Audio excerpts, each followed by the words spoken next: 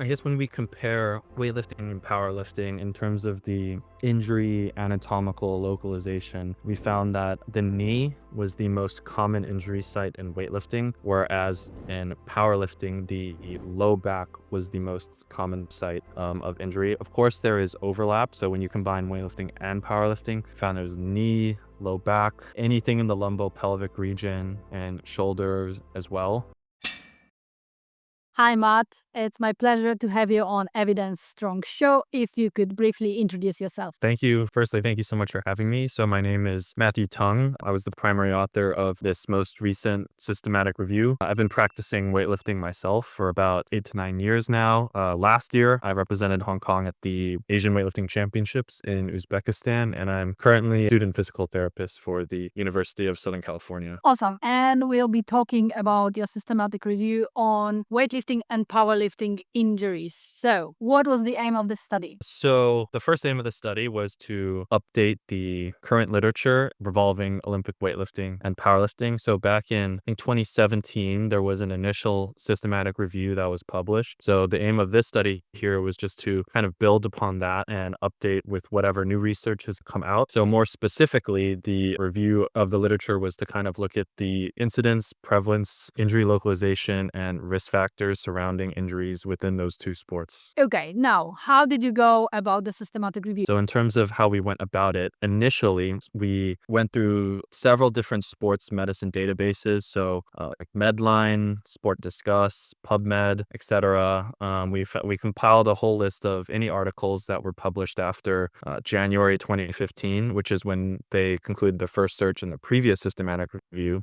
So we initially had about 1,700, 1,800 articles, which was a lot to sort through. But then after me and one other author went through them, we ended up including just 8 of those from the 17, 1800s. And then when we combined it with the previous systematic review, in total, there were about, I think, 17 or 16 included reviews for the past 10, not 9 to 10 years. All right, I think we're ready for the results. What have you found? So in terms of the results, so when you compare weightlifting and powerlifting in terms of prevalence and incidence, we found that the injury rate in weightlifting and powerlifting are relatively low in both sports. But of course, because of all the different study designs, study definitions, we can kind of, yes, work around, what we defined as relatively low. So for example, if you compare weightlifting and powerlifting to other similar sports, so other non-contact sports that require strength and power, so like artistic gymnastics, diving,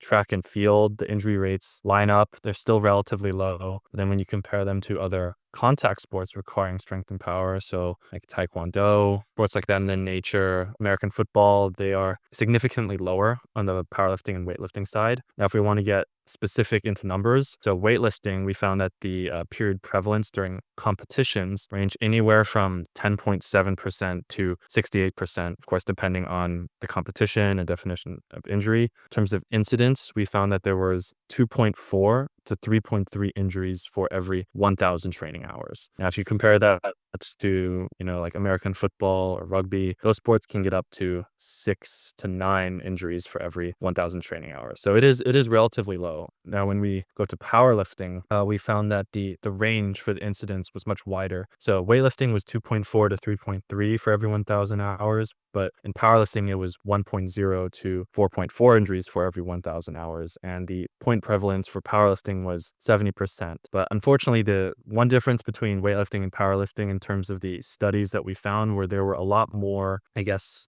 studies involving competition results for weightlifting, much less for powerlifting. Powerlifting, there were more questionnaire type studies, asking lifters, how long they train, what injuries they had. So that was one difference between the sports. But, if you compare both of them overall, the injury rates are relatively low. So we know how many injuries, not so many. Now, in terms of what types of injuries or what was the location and how the injuries happen, do you know anything new about that? Yes. So I guess when we compare weightlifting and powerlifting in terms of the injury anatomical localization, we found that the knee was the most common injury site in weightlifting, whereas in powerlifting, the low back was the most common site of injury. Of course, there is overlap. So when you combine weightlifting and powerlifting, found there's knee, low back, anything in the lumbopelvic region, and shoulders as well. In terms of the type of injuries in both sports were often gradual, but could be acute. So muscle strains and pulls were definitely the most dominant. But when we, I guess, compare the injury sites, one thing we found that was kind of interesting was that powerlifting actually had a significantly higher proportion of elbow, upper arm injuries relative to weightlifting. So yeah, we had a couple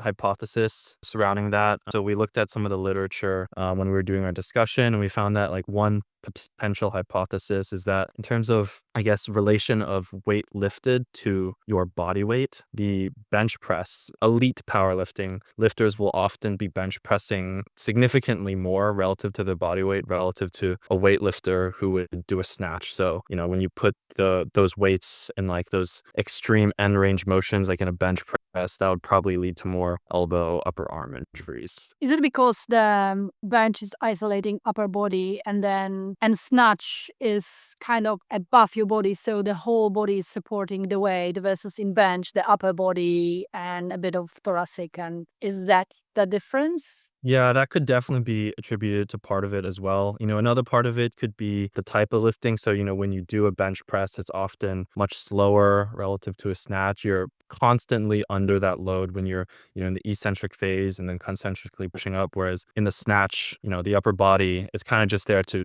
catch the bar, essentially. You're not doing any type of like pushing moment besides just holding it over your head. So the actual, I guess, like biomechanics of the lift would ultimately affect the injuries as well. You know, that's only weightlifter could say this sentence that the snatch, it's just a sec, you're just there to catch it. There's no problem. Yeah, it is a very weightlifter thing to say. That's so funny. Okay, location, severity, and time lost. So, how impactful these injuries are, both for weightlifters and for powerlifters? So, in terms of severity and time lost, there was not as much information for weightlifting. You know, there was a little bit, but like I said before, most of the studies published about weightlifting were kind of like retrospective on competition. So, like Olympic Games, Asian Games, it's hard to kind of quantify time lost when you acute injury that happens during those games. So, like, you know, you're going for a third attempt snatch or a third attempt clean and jerk, and you know, maybe you unfortunately like dislocate an elbow or you pull a muscle.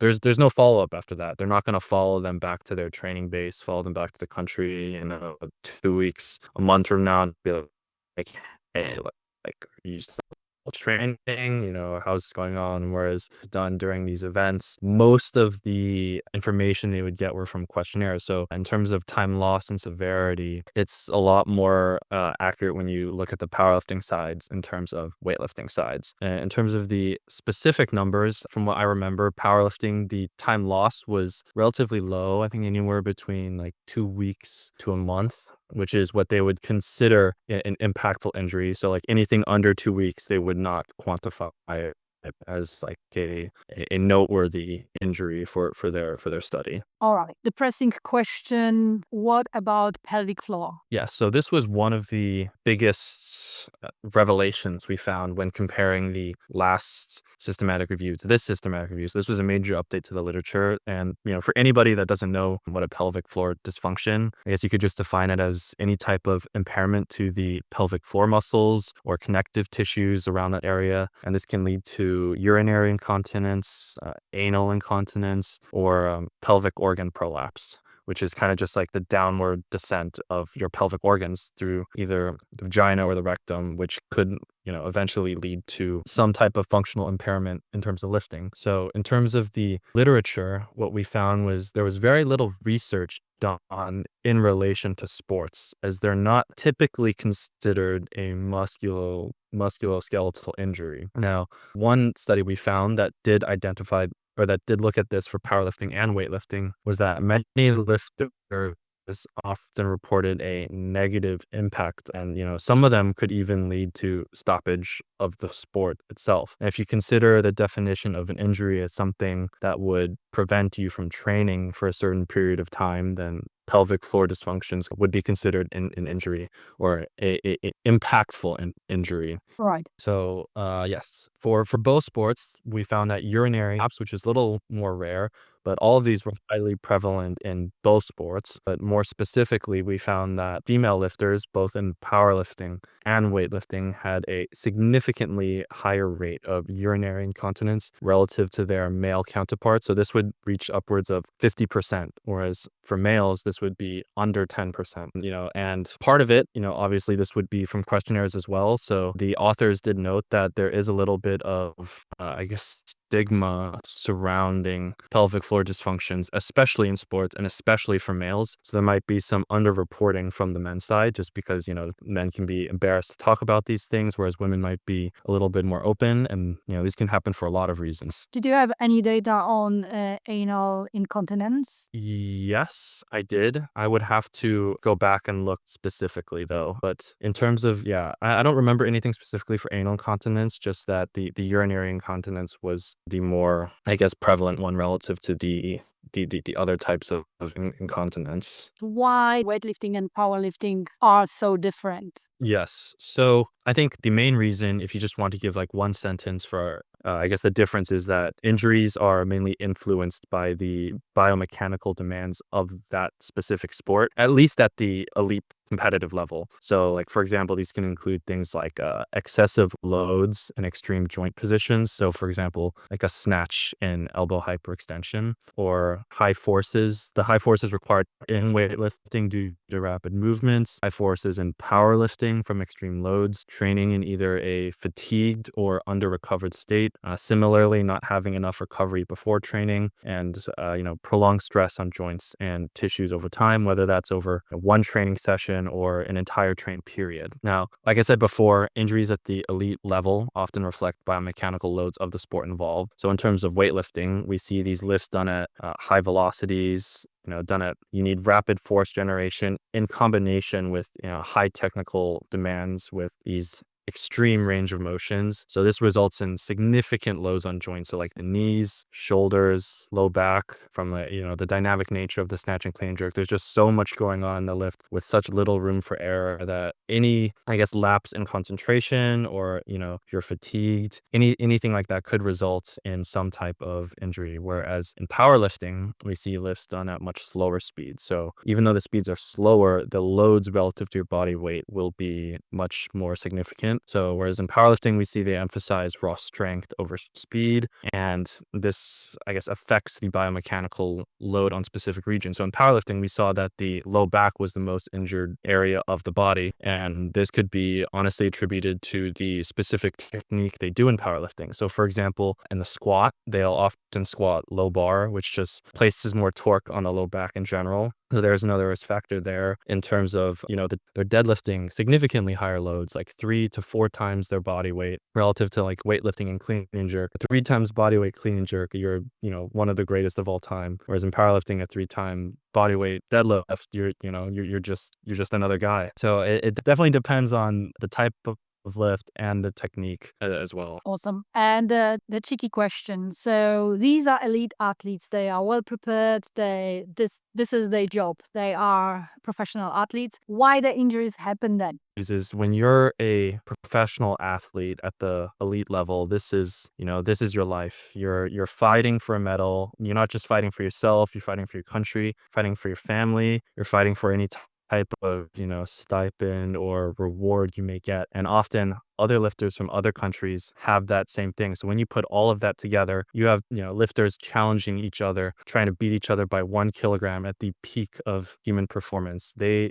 don't really care about getting injured. Well, I shouldn't say they don't care about getting injured, but it's not their highest priority. They'd much rather get the medal. They'd much rather get the win. And, when you're training for your whole life, essentially, like when you do a training cycle, prepare for the Olympics or powerlifting worlds, you're not holding yourself back, at least at the elite level. So, lifters will often put themselves on the line to sacrifice for that chance of getting that gold medal, which in terms of, yeah, the elite level, that's probably the most common reason why athletes, they're probably under recovered. When you travel to these big competitions, you're in a new environment. The setting is different. You might not have enough sleep, might be jet lagged, it might be more humid, the climate is different. All these factors attribute to person, but all these reasons could be attributed to why certain athletes get injured. Well said. Thank you. Two take-home messages I think that may be important to other weightlifters, powerlifters, or coaches that my research team and I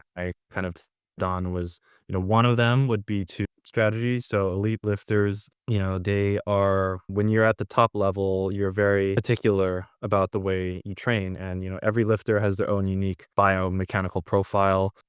Some may have longer levers, some may be used to different types of training. Some may have different injury histories, different lifting techniques. So I think it's important you have a personalized rehab strategy or prehab strategy for that lifter themselves. You can't just, I guess, copy and paste for each lifter, especially when it comes to injury prevention, because everybody's different, and especially in terms of the biomechanical demands of their sport.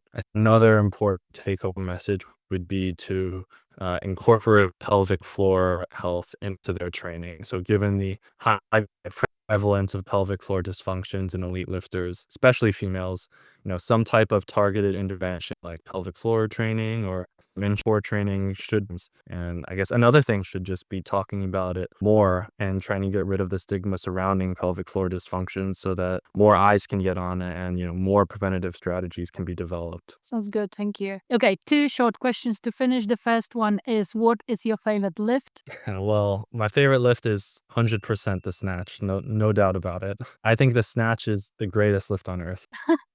All right, that explains a lot with your explanation of what the snatch is. Okay, and where people can find you if they want to see what you're up to, stay in touch, or ask a question, where can they find you online? I think the easiest way is probably through my weightlifting Instagram. So it's Matt Tung lifts, MATTUNG_lifts. I usually post what I'm up to in training, what I'm up to in PT school, also any other type of research I might be doing. So I think that's probably the best place people can find me. Awesome, Matt. Thank you so much for today. Well, thank you so much for having me. This has been an absolute pleasure. Thank you.